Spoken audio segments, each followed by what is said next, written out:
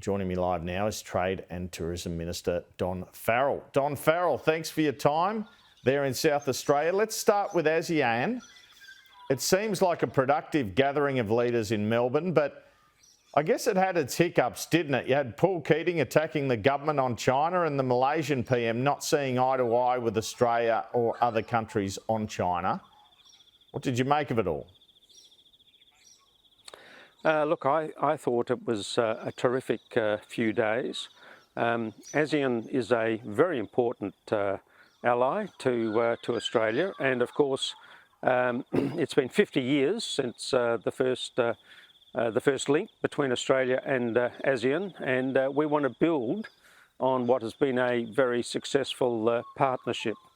ASEAN have the prospect of being a fantastic trading partner for Australia. We're underdone there, Andrew. We should be doing more trade with ASEAN. We tend to fly over ASEAN countries into East Asia. We want to do more business with our ASEAN colleagues, and the general sentiment of the week was they want to do that trade with us. Anwar Ibrahim said trying to contain China would only sow discord in the region. What's your reaction to that? Look, I was actually at the meeting between Australia and Malaysia. Each of the countries in ASEAN have their own perspective on international relations. What I took away from the meeting that I attended with the Malaysian Prime Minister, that he wants what we want, which is a peaceful and prosperous Southeast Asia, and I'm sure that is his belief, his sentiment, and it certainly is the sentiment of the Albanese Labor government. We want a peaceful and prosperous region, and I think the events of this past week give us the best opportunity to build on that relationship and successfully build on that outcome.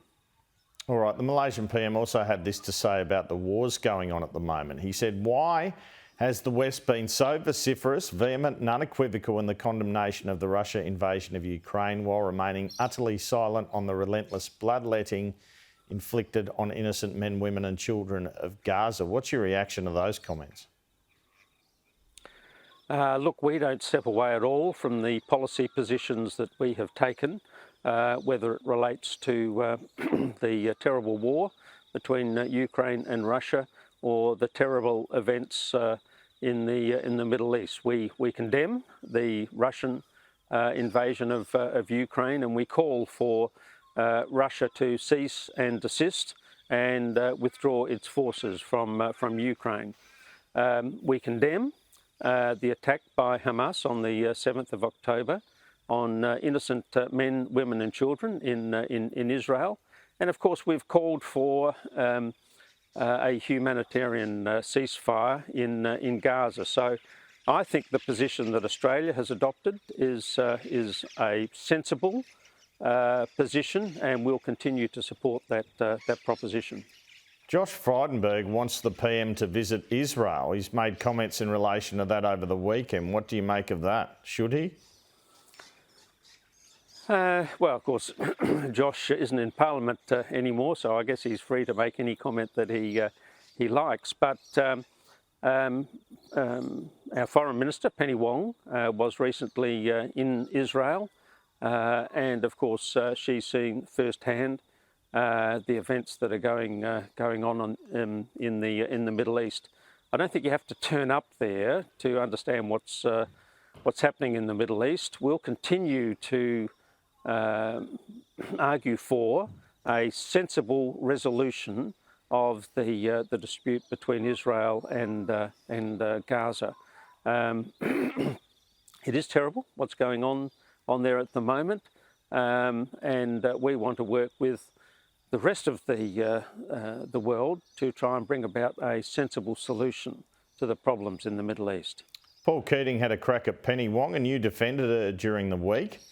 So in recent months you've defended both Ms Wong, a former rival of yours in South Australian Labor politics, and you've had some nice things to say about Kevin Rudd, the ambassador to the US you helped overthrow as PM. Does this show what a pragmatic game politics is, Don Farrell?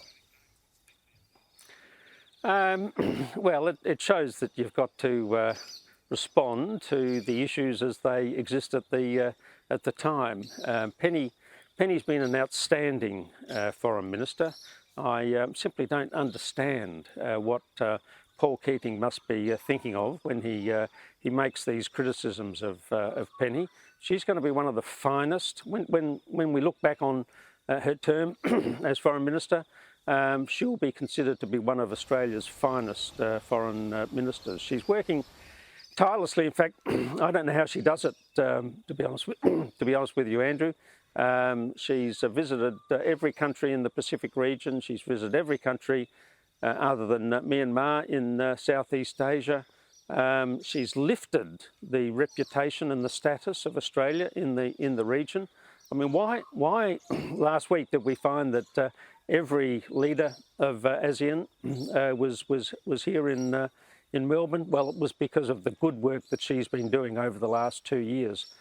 I don't think anybody would dispute that the previous 10 years we didn't do enough in our own region. We were focused on the United States, the United Kingdom. Penny, of course, has refocused us on our region. And of course, on any issue, I'd have to say that I think Penny understands Asia much better than Paul Keating ever will. As for Kevin Rudd, Kevin's doing a terrific job in Washington. You've only got to see the work that he did to get the legislation through the American Parliament on AUKUS. It was an amazing exercise. I caught up with him for dinner. We had a really good chat about the good old days. When I was at APEC in San Francisco towards the end of last year. So credit where credit is due, Andrew. Penny's doing a fantastic job, and so is Kevin Rudd. I'm not sure he'd see them as the good old days, Don Farrell. Let me ask you for an update on trade sanctions with China. The one we've been waiting for lately is wine being lifted, the sanctions China has on Australia. Is there a hold-up to that? Can you give us a progress report, if you like, on wine, lobster, etc.? Yeah, thanks, Andrew. No, there's no hold-up. You might recall towards the end of last year, we agreed with the Chinese authorities to suspend our World Trade Organization dispute over wine with China in exchange for an expedited review of their tariffs. The tariffs on wine, Australian wine, go up to 220%. That process is coming to an end now, and by the end of March, that process will be completed. The Chinese Trade Minister confirmed that to me the week before last in the United Arab Emirates. So we're now simply waiting for China to complete its processes. I'm hopeful that at the end of that process, China will lift all of its tariffs on Australian wine. But if they don't, then we will continue with our World Trade Organization dispute, and we will win that dispute. But this is the easiest way of getting a fantastic Australian wine. I've got a little vineyard right behind me at the moment. Wonderful Australian wine back on the kitchen tables of Chinese consumers. As far as lobster is concerned, I also raised that issue, and again, I got an understanding from the Chinese authorities that they are reviewing the issue of our lobster coming into China. So everything's heading in the right direction. We're just waiting for some outcomes now, Andrew, and I'm hopeful, based on the good relations. I've now met with my Chinese counterpart 6 times in the last 18 months. We've built up a strong relationship, and I'm hoping that will deliver for Australian producers, whether it be wine or whether it be lobster. Will we see a visit by the Xi Jinping or Premier Li to Australia this year? Look, you'd have to ask the Prime Minister or the Foreign Minister that question, Andrew. We've obviously built good relations. I invited my counterpart, Weng Wentao, to Australia for, I think, about the fourth time, and he again indicated that he wants to come to Australia. It's just a question of time. But for the other Chinese officials, of course, they'll be in contact with the Prime Minister, the Foreign Minister, and we'll wait and see what happens there. These comments by the ASIO boss Mike Burgess in recent weeks, is that unhelpful to a trip occurring? Oh, look, I don't think any comments by Mr. Burgess will have any impact on the timing of visits by Chinese authorities. For the last 18 months, we've determined to stabilise our relationship with China. It was in a terrible state under the former government. We've stabilised the relationship. We always defend our national interest in any of these discussions, but China is our largest trading partner. Last year, two-way trade between Australia and China was almost $300 billion. We have to have a sensible arrangement and a sensible understanding with China going into the future. That's what we want to do, and I think day-to-day internal Australian political comments don't have much impact on that. It's all about the long-term, high-level relationship between Australia and China, and we'll continue to do what we've been doing over the last almost 2 years now, and that is stabilising our relationship with China.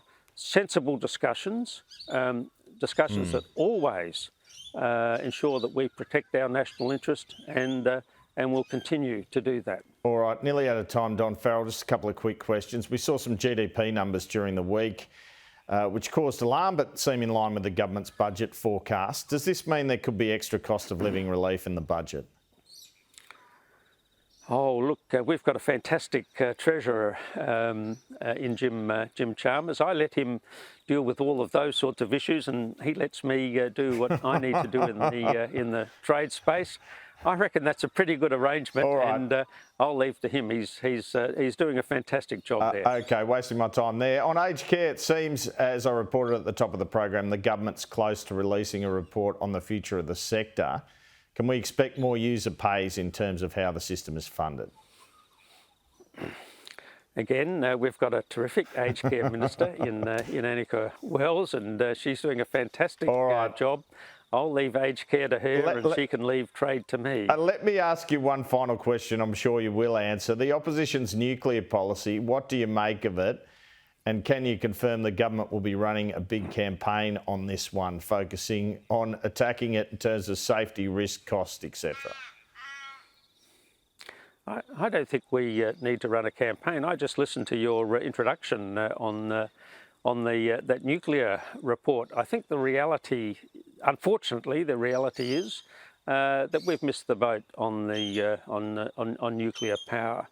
To wait 20 or 30 or 40 years to build a nuclear reactor is simply out of the question. And of course, it's the costs. Under the Albanese government, we want to be a renewable superpower. We've got endless amounts of sunshine, lots of wind. We're developing hydro, and pretty soon we'll have hydrogen in the mix. All of those renewable energy sources will be available well before any opportunity to ever introduce nuclear. So in terms of cost, in terms of time, renewables are the way to go.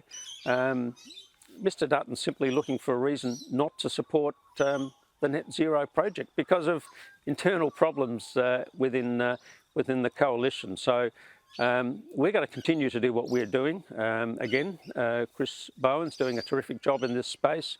We're going to move to renewable, and that's going to be a long time before anybody ever gets to any consideration of nuclear energy. Trade Minister Don Farrell, thanks so much for your time this Sunday morning. Thank you, Andrew.